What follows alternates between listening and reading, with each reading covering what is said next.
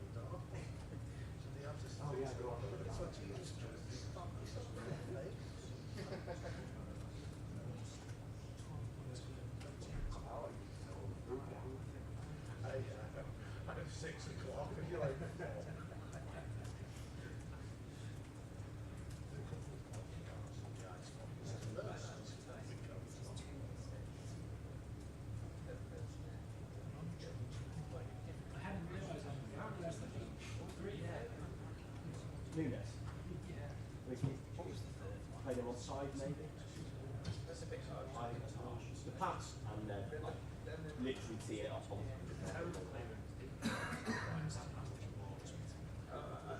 I think play on side.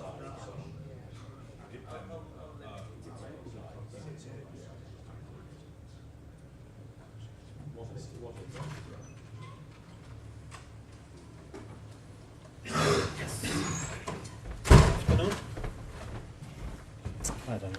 Hi.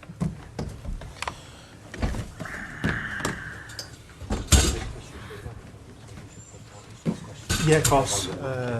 If you just want to give it to that gentleman there on the front. We'll go around in our normal order with locals and take any questions after. Graham, if you want to start us off, up to 2 questions each.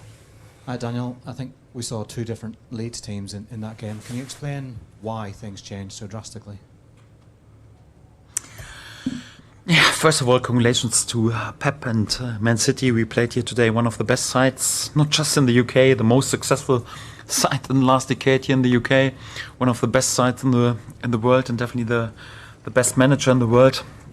If you have such a start and concede only after 40 seconds to 1-0 after unlucky results we had in the last weeks, of course it does something also with the lads. And we also spoke about how important set pieces are. If you want to travel away here out of the Etihad with points, normally you have to win the set piece scoreline, at least to draw it. And if you then concede out of a corner, it's also difficult. So many setbacks also in the first half. We changed then at halftime a little bit. In our pressing, we had the same principles in our pressing against the ball, but I was not really happy with our execution. This was way better in the second half, and obviously we changed also our structure in possession, then to gain more control over the game, to have different passing angles against City's pressing, and got by doing this and also more control and also belief back in our game. Let's showed a fantastic second half. I think fully deserved to equalize the game. Was an open game in the last minutes. I think both teams could have won it. Of course, Man City is a side full of superstars and full of class, and one moment of magic. Then Phil Foden with a great finish through also many legs was in the decisive moment for them. Really heartbreak and unlucky for my players, but they should take lots of pride and lots of confidence out of especially the second half performance. So normally would have deserved to take something out of this game, but although we are disappointed because we didn't come here for warm words or compliments, we came here, we wanted to win some points. So the overriding feeling is right now disappointment, but after so many sucker punches anyhow against such a good side in the away game and here at the Etihad, then to show such a performance should give us lots of belief, and if my players show further on this heart and this spirit, this togetherness, and also this quality, then we have a great chance also to win the points that we need. Having 2 up top seemed to give you much more presence against them. Is that something that you would consider from the start against a good side at home next week? It's always possible. So we are always prepared also to play in a 3-5-2. But I think would be also too easy to just reduce it on this. So it's more or less like if the answer is how to win yet at the Etihad and how to dominate the game against such a top side with one more or less each every title that you could win in the last decade, it's just okay. We just play 2 up front and 3-5-2. Then many teams would win here. So it's not that easy. It's about the principles. It's about the way you want to play in possession against the ball. Today, to change against the ball, we have played more or less a similar setup, or wanted to play a similar setup, but the execution was not like we planned during the whole week. That's why I reacted also at halftime. Yes, in possession, of course, the structure gave us more clarity, but it was still that more like in possession. We just had more or less one striker really up front, and one striker was a bit more flexible behind him. So it's always an option that we can play. So we are prepared for different scenarios, and today it was also helpful in the second half to gain control back. Yes. Baron. The 5-3-2 was so effective in that second half. It was the best thing we've seen in several weeks, really. So why have you not used it earlier this season? Why have you not used it prior to this game? Like I said, it's just that easy. Yeah? We play 5-3-2 and then we win each every game and perform always like on the top level. If it would be that easy, anyhow, yeah, then probably anyone can be a Premier League manager because they say, just play 5-3-2, let's go. It always has to fit to a game. It has to fit to a structure. So the structure, also like how Man City played today, the way they pressed, for that it was right because we had different passing angles. We couldn't have done it, for example, against Aston Villa the other night because they had a completely different structure in the pressing and also like how they were sitting deep, completely different to what City has done, and also like to come here to the Etihad and play man against man like we did in parts of the second half. Yeah, to do this each and every game over 90 minutes as a promoted side is also not that often possible. So we have done it also like we changed also our formation several times during this season to a 3-5-2, sometimes even a bit unnoticed, and it didn't work that well today. It was definitely the right choice to do it in the second half. It's important that we are flexible. It's important also that we can do this, but it's also important to do this in a moment when the right players for this setup are also fit. Yeah, we had of course Lucas Mecha and also Dominic Calvert-Lewin, so and not both on full fitness. For example, also Dominic came back right now. Thank God back after his adductor injury. Before, Lucas was sometimes struggling with injuries. Sometimes it's also important to have one more striker on the bench, but it depends. So when you don't need wingers to create over the wings, that you can create even more through the center, then you can do this. And this is what we've done today. It's always a solution, an option for us, but not in each and every moment the right solution. Otherwise, any other team would play here 3-5-2. How is James Justin? Is he okay? Okay, obviously it was the first time in the starting lineup for him since a while. It was always a plan after 60 minutes to get him off. Yes, I think he was then just struggling with a little hit, and also no injury concerns about him. Was pleased with that he was capable to go for 60 or 65 minutes. But in my head, it was always a plan that he wouldn't play 90 minutes. So for that, all okay with him. Is it? Excuse me. Hi, Daniel. You made 5 changes in your lineup. Gabby and Noah were dropped out. Why was that? And also, how do you think Justin and Nonto did today? Anton Stach not available.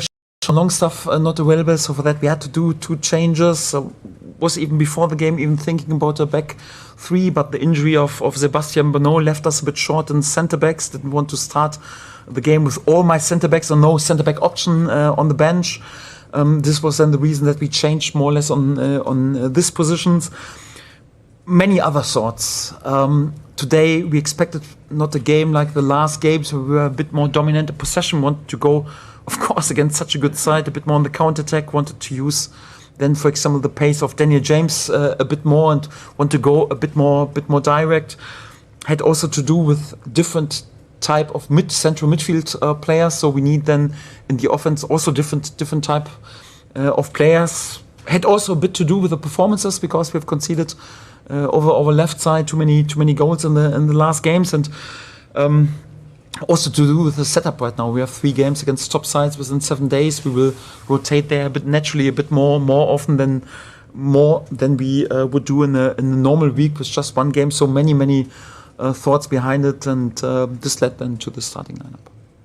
Did you spot anything specific in Manchester City's game in order to change it at half-time? And what did you say to the players at half-time to inspire them to that performance?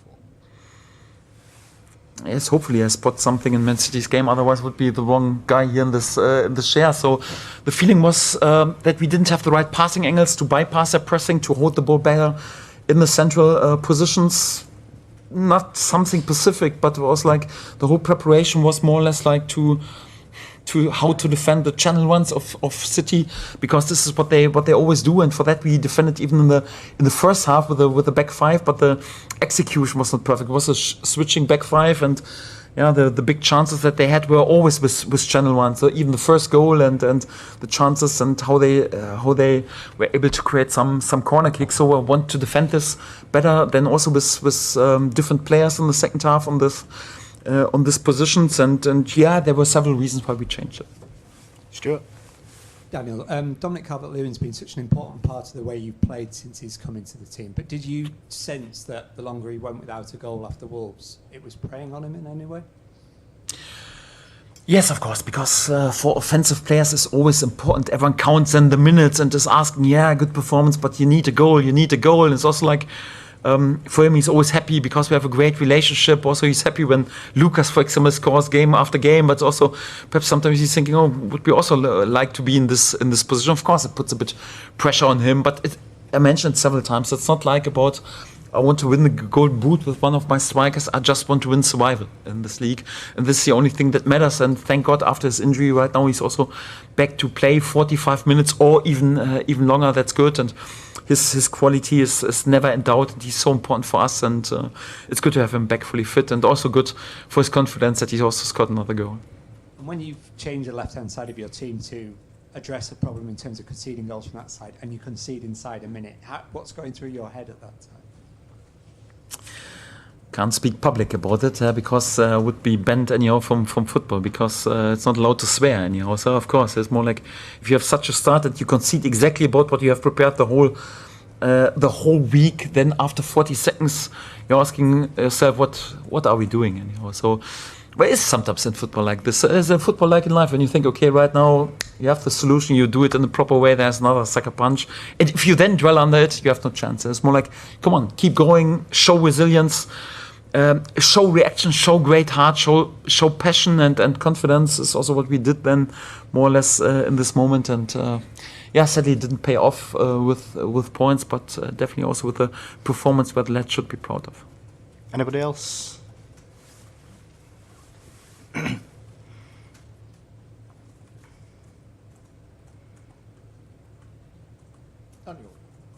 Daniel, did you feel? It felt like you had all the momentum to possibly go and win until probably Donnarumma went down and had treatment. Could you feel that from the side as well? Yes. Yeah. He seems to be down quite a while for not a lot. What did you make of it all? Everyone knows why he went down, right?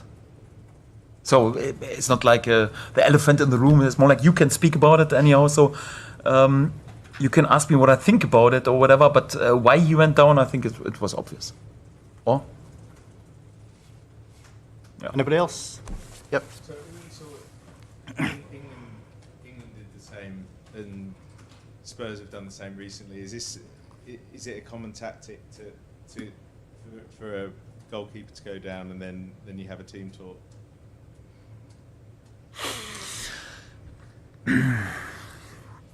It's within the rules. It's smart. If I like it, if it's in the sense of fair play, if it should be like this, I keep it to myself. I leave it with the authorities to find solutions for it. It's within the rules. I asked the fourth official at this point, do you want to do something against it? No. Our hands are tied, we can't do anything. We know that this happens anyhow. But if we don't educate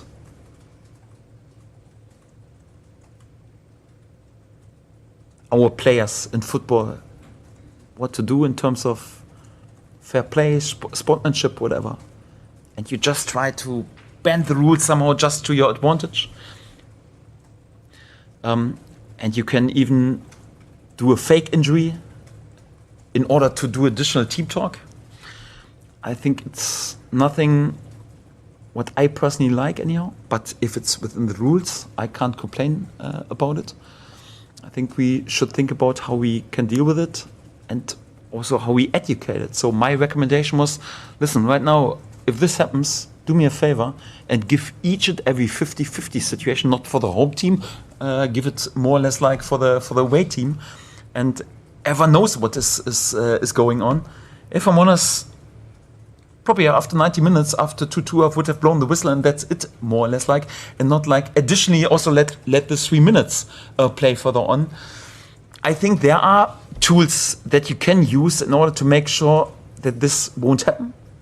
But if we don't use the tools, then probably we have to change the rules a little bit for it. Whatever. That even the goalkeeper goes on. There's a reason why the goalkeeper goes down, not the field player anyhow, because the field player has to go out anyhow. So whatever. It's not a question for myself. Who am I? I'm a Premier League manager, and I want to make sure that my players perform and we win games. It's also not a topic for me, but it's more like I think for more or less like for the authorities or whatever to find a solution. Because in general, is it in the sense of the game? Is it in the sense of fair play? I would have my doubts at least.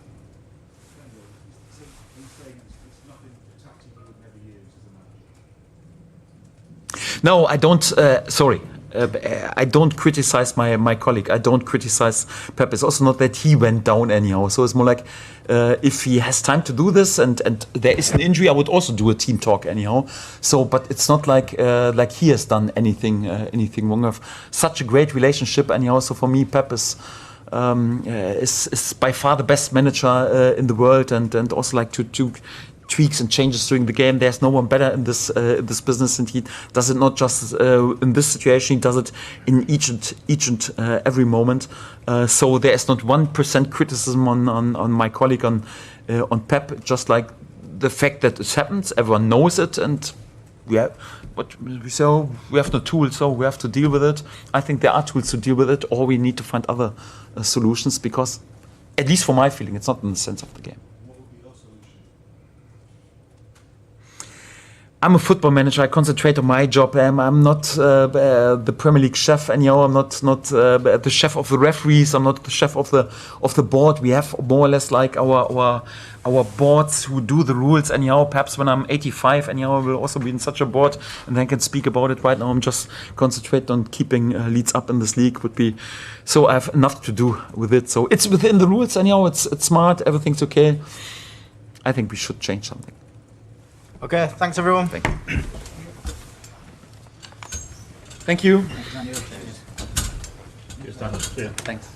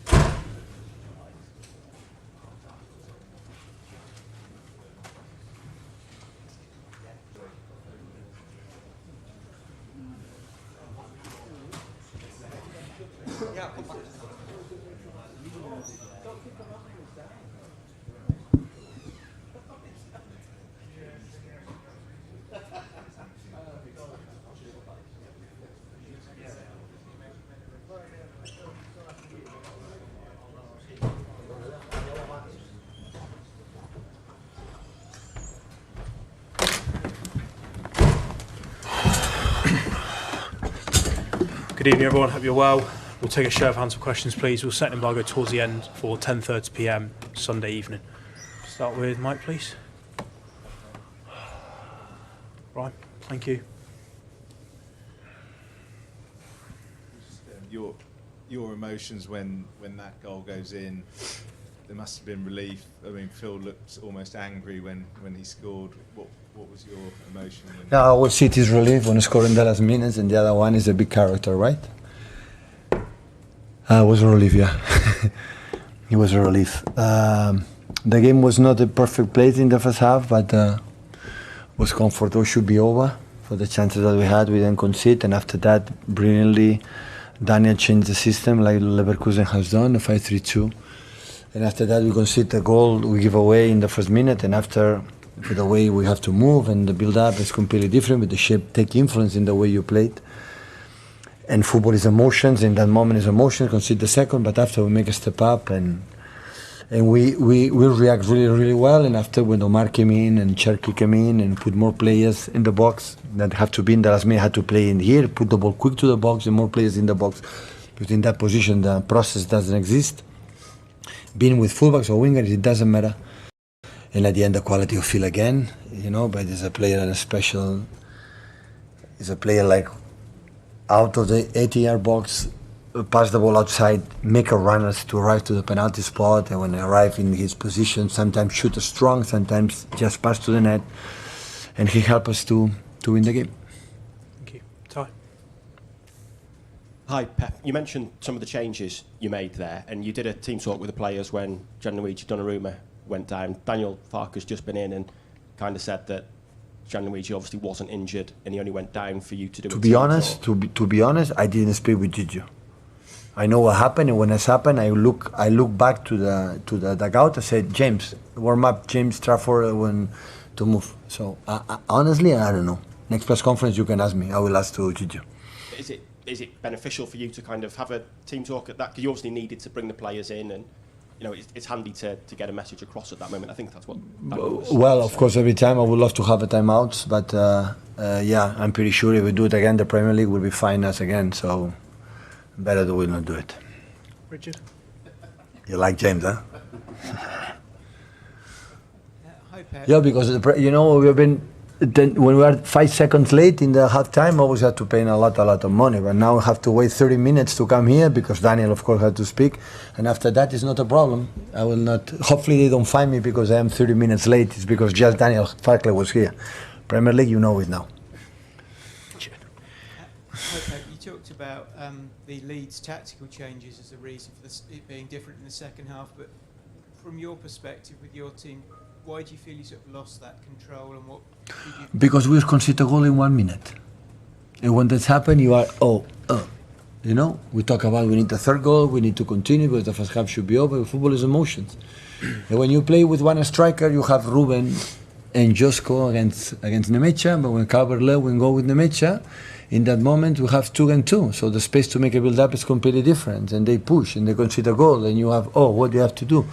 And it happened.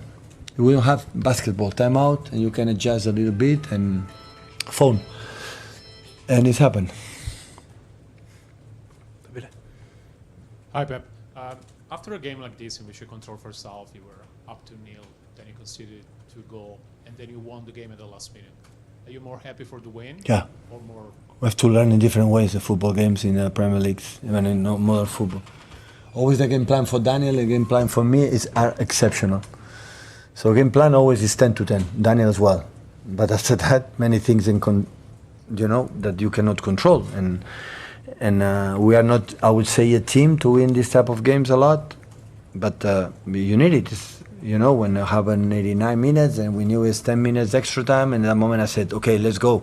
Still have time. But before of the goal, we have a chance, 2 or 3 chances, to score. That was a good save for the keeper, and at the end we were able to close and bring points. After 2 defeats was massively important for our mood, and now look what happened. One of the toughest away games is Fulham for our experiences. So Tuesday, but it's important today. As sleep second, we see tomorrow. Arsenal and Chelsea, what's going on, what's happened. But it's important to be as close as possible for top of the league. It is possible, to try it until the end.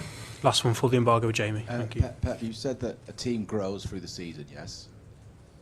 And so the way in which you've won today, is that another sort of part of the team's growth, evolution, sort of showing to themselves that they can win it, maybe? No, we're better in the past. Liverpool game, Newcastle game, we're better than today, I think. Our game was not... We didn't find Jeremy and the position. They defend 6 in the back. It was not easy. But we didn't suffer. It was controlled. To be honest, if you see a review, I didn't review, but mentally the chances we had, apart of the 2 goals in the first half, was a lot.